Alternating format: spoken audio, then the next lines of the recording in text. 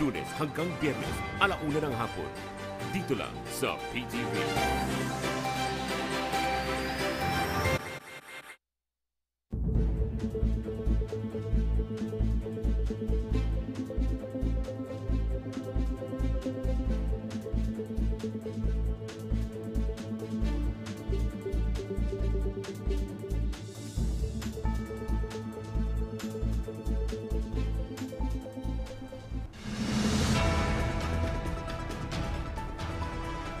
Magandang umaga, Luzon, Visayas at Mindanao. Narito na ang nagkakaisa at pinakamalawak na pagbabalita sa pangunguna ng Presidential Communications Office na kinabibilangan ng Philippine Information Agency, Philippine News Agency, Philippine Broadcast Service, IBC at PTV. Ihahatid namin ang mga komprehensibo at mahalagang balita mula sa iba't ibang bahagi ng bansa. Ito ang Balitang Pambansa. Simula ngayong umaga, araw-araw nyo nang mapapanood ang nagkakaisang puwersa ng mga state media tulad ng PTV, IBC, PIA, PNA at PBS.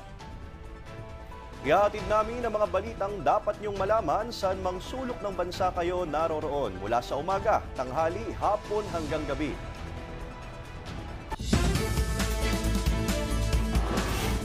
Pangulong Ferdinand R. Marcos Jr. at First Lady Liza Araneta Marcos dumalo sa inaugurasyon ng bagong presidente Prabowo Subianto. Mga Pilipino pinaghahanda ng Office of the Civil Defense para sa panibagong bagyong Christine. Kadakilaan ng mga war veterans para makamit ang tinatamasa nating kalayaan, kinilala ng administrasyon sa paggunita ng anibersaryo ng Leyte Gulf Landing sa Palo, Leyte.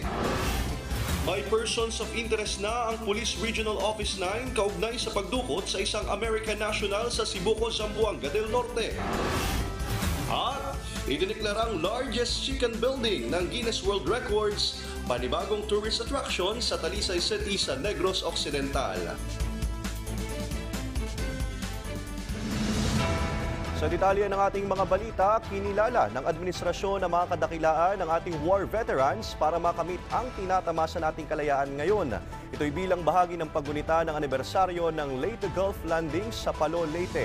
Yan ang Balitang Pambansa ni Mela Lismoras ng PTV. Sabay-sabay sa sulong